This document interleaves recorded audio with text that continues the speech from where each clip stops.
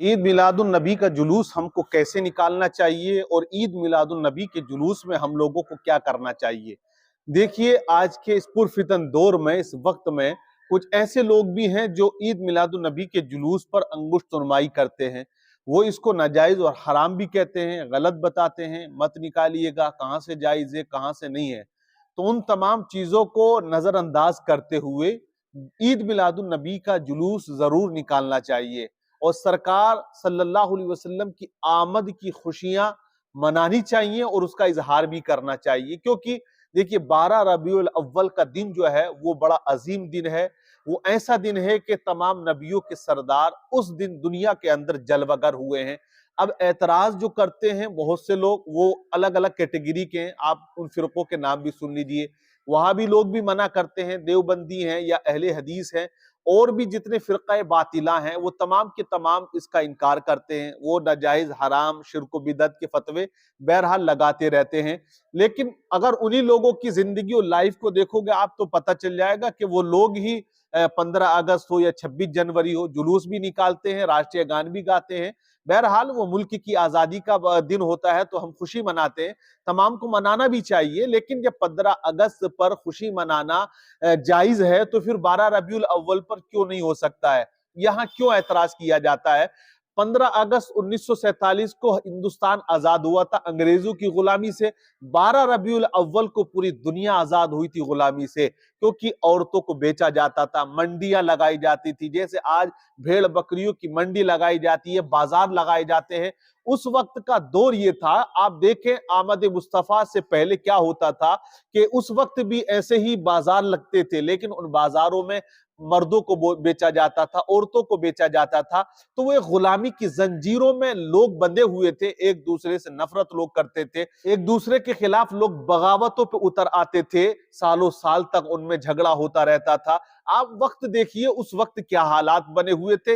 इंसान इंसान न था, बल्कि उसने हैवानियत का एक लिबादा ओढ़ लिया था। इंसान अपनी माँ से निकाह कर रहा था, बेटियों को जिंदा दरगोर करने की एक परंपरा उन लोगों में पाई जाती थी। मुल्क चीन की तारीख को आप उठाकर देखें, जब आप पढ़ेंगे 571 से पहले की तारीख को, तो उस तारीख में लिखा है कि वहां जब एक बाप अपनी बेटी की शादी करता और रुखसत करता तो वो अपने दामाद को एक रेशम का कोड़ा देता और ये कहता था कि ये कोड़ा इस्तेमाल करना, वरना ये औरत की जात है। मतलब औरत की जात को लोग गलत कहते थे। रोम की तारीख पढ़ें आप, ईरान की तारीख पढ़ें, ये ऐसे मुल्क थे जो सुपर पावर कहलाते थे, लेकिन वहां औरतों की कोई रिस्पेक्ट नहीं थी, बेटियों की कोई रिस्पेक्ट नहीं थी। आप नौशेरवा आदिल को देखें, बड़ा नाम उसका आपने सुना होगा, मुज़्दक ईरानी गुजरा है। बड़े बड़े बादशाह, इनके हालात ऐसे बने हुए थे कि सगी बेटी से वो शादी कर रहा है, मुज़्दक ईरानी, और वो ये कहता था कि तमाम अपने वजीरों को कि बेटियों से शादियां करो माज़अल्लाह।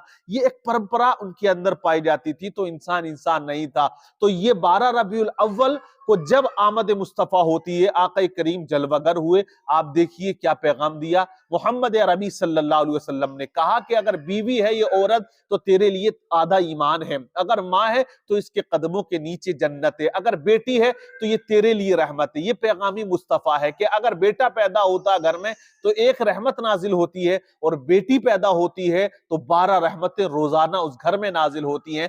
बेटियों की परवरिश पर, उनकी शादी करने पर आक़े दो जहां मोहम्मद सल्लल्लाहु अलैहि वसल्लम ने जन्नत की बशारत उनको अता फरमा दी है। बेटी के बाप को, भाइयों को, अगर कोई भाई अपनी बहनों की परवरिश करते हैं और उनको अच्छे से रुखसत कर देते हैं, शादी कर देते हैं, तो उनके लिए भी जन्नत का पैगाम है, जन्नत का मुजदा है। तो ये तमाम वो चीजें हैं, ये जो कुछ मिला हमको, जीने का तरीका, बोलने का तरीका, चलने का तरीका, खाने का तरीका, ये तमाम जो चीजें मिली हैं, ये मुस्तफा जाने रहमत सल्लल्लाहु अलैहि वसल्लम की आमद की बरकत से मिली हैं। आप दुनिया में आए हो, कुरान ने क्या कहा, लक़द कान लकुम फी रसूलिल्लाहि उस्वतुन हसना।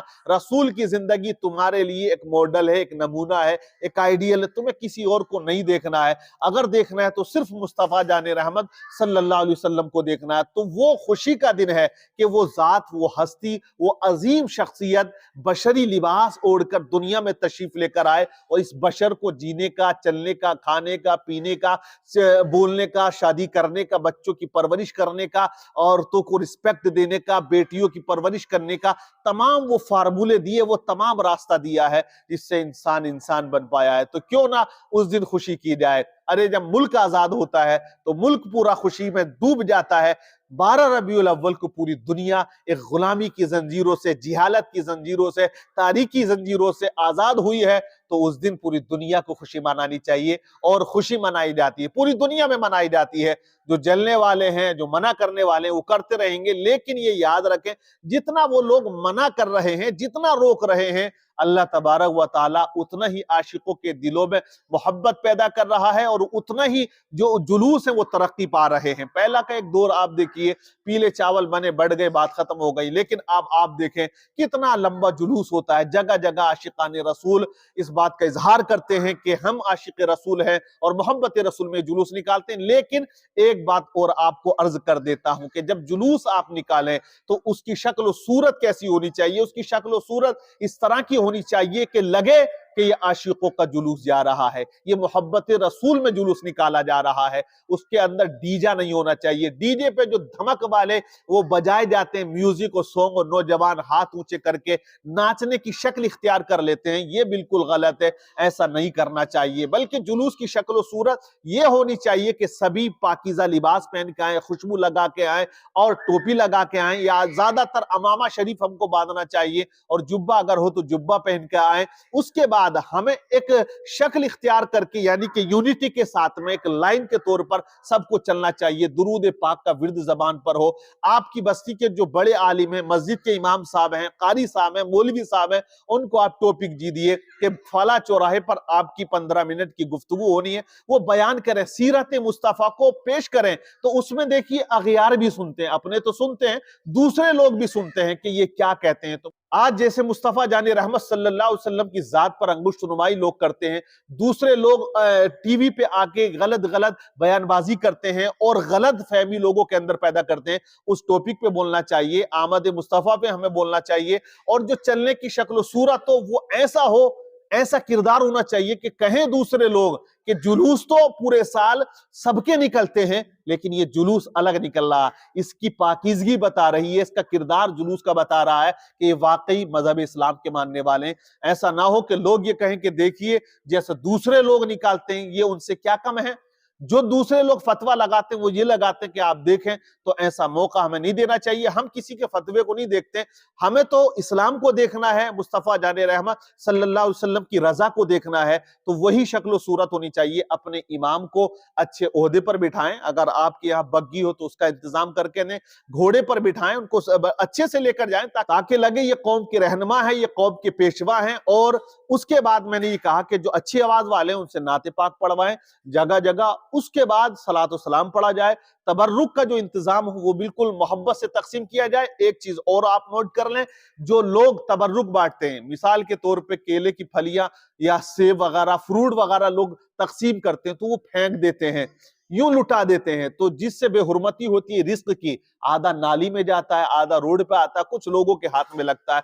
तो जितना भी बांटे हाथ में दें ताकि रिस्क की बेअदबी ना हो, ताकि रिस्क की बेहुरमती ना हो और ये ना लगे कि ये मुसलमानों के हाल है। देखिए, तो ऐसा नहीं होना चाहिए, बल्कि अच्छे अंदाज में, बेहतरीन अंदाज में हमें वो तबर्रुकात जो भी हम बांटने के लिए लाए हैं, वो किसी भी तरह का लाए हैं, वो हाथों में तकसीम करें, दें, छत पे खड़े होकर उसको बांटे ना। और मैं कहूंगा आशिकाने रसूल से ज्यादा बड़ी तादाद में आप ऐसी तरह का इंतजाम करें, जगह जगह पानी पिलाने का या और खाने पीने का, लेकिन तरीका और अंदाज वही होना चाहिए। आप जब खर्च करोगे ईद मिलादुन नबी सल्लल्लाहु अलैहि वसल्लम के दिन, क्योंकि उस दिन अल्लाह ने हमें बहुत बड़ी नेमत अता फरमाई है। और कुरान ने क्या कहा, लक़द मन्नल्लाहु अलल मुमिनीना इज़ बअथ फीहिम रसूला, एहसान किया अल्लाह ने मोमिनों पर कि उनमें अपने रसूल को जलवगर कर दिया। तो एहसान किन पर हुआ? मोमिनों पर। तो जो मोमिन है वो खुशी मनाएंगे, और जिन पर एहसान नहीं है, जो मोमिन नहीं है, वो खुशी नहीं मनाते। तो मोमिन जो है वो खुशी करता है, वो नबी की विलादत के दिन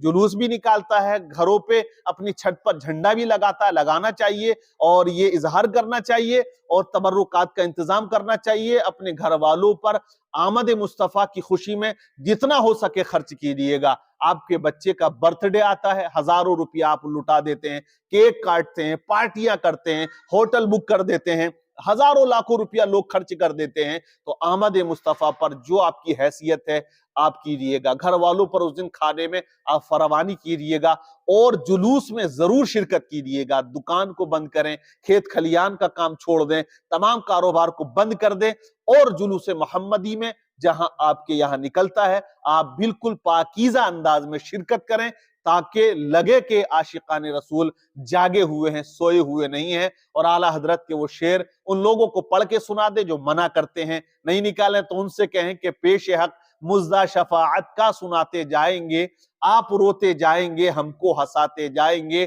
खाक हो जाएं अदू जलकर मगर हम तो रजा, दम में जब तक दम है जिक्र उनका सुनाते जाएंगे। वीडियो को ज्यादा शेयर कर दें, लोगों तक इस पैगाम को आम करें, पहुंचाएं और लोग और नौजवान हमारे इस बात को समझे। तमाम अइम्मा उलमा अवाम को समझाकर और बताकर तरीका क्या होना चाहिए जरूर करें मीटिंग, और मसाजिदों में दौरान तकरीर अइम्मा तमाम लोगों को समझाएं।